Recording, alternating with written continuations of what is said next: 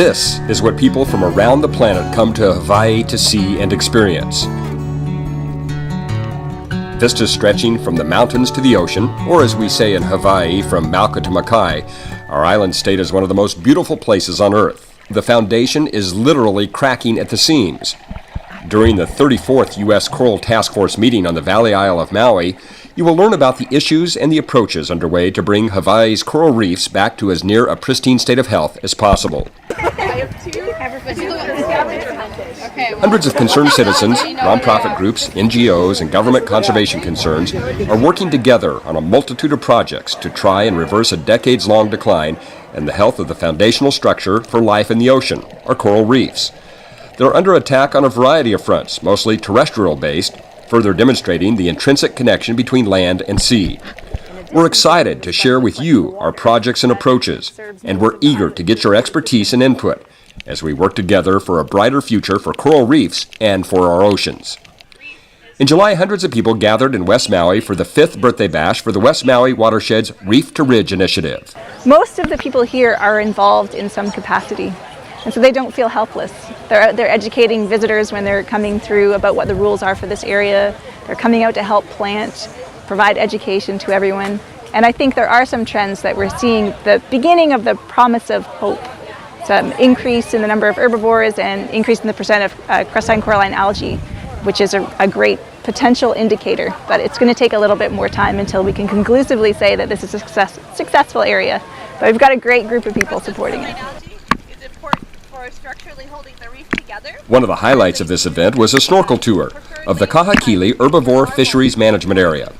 It was led by Hawaii Department of Land and Natural Resources, Division of Aquatic Resources, Special Projects Coordinator Darla White. Participants got an up-close and first-hand look at a reef in decline, and a reef that is getting lots of attention to try and save it. This reef was in very serious decline. We had data going back almost 20 years, and over a 15-year period we saw a 50% decline in coral cover, which is really, really fast in the life of a coral. So there was a lot of good evidence for overfishing, depletion of herbivores in the area. There was also good evidence that the types of invasive algae that we were having problems with were preferred edibles by fishes. And it wasn't about closing the refrigerator. It was about saving a reef. 3 years ago, the U.S. Coral Reef Task Force identified West Maui as one of its primary areas of focus. Predating this move is the state's Coral Reef Assessment and Monitoring Program, or CRAMP. State aquatic biologist Russell Sparks leads the CRAMP team and provides this assessment of reef health across the state and specifically in Maui waters. Around the state, for the most part, the coral cover stayed about the same. Some areas are increasing, some are decreasing. But around Maui, it seems like the majority of them are going down.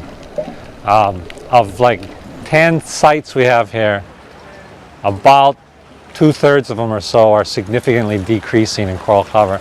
And we have some sites like Honolulu Bay, just up north, Papula Point, which is our North Shore site just off the runway, the airport over there, and then Malaya Bay, that have completely gone off the end. They're no longer really functionally coral reefs.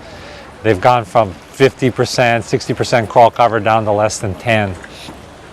And those areas tend to be dominated by algae growth, things of that sort. Critical to any coral reef recovery is changing land use paradigms to reduce or stop the inflow of pollutants, storm and agricultural runoff, nutrient-rich water which causes algal blooms which in turn smother and ultimately kill corals.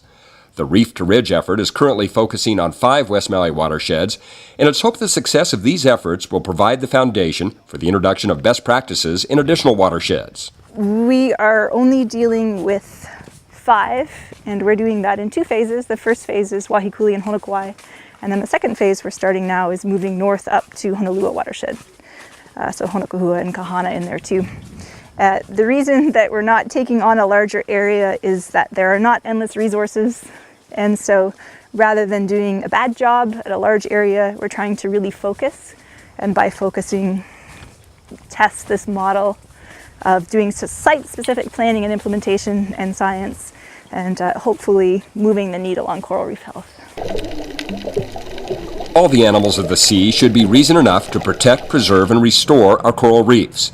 It's an imperative for them, for us and for a healthier future for our ocean. We work with other agencies. We work with the University of Hawaii.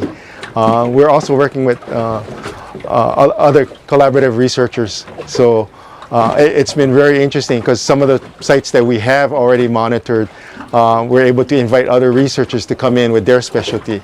So they're looking at algae, so they're looking at other sites. So some of the EPA sites are also established in the areas that we've already, we have some historical data for that area.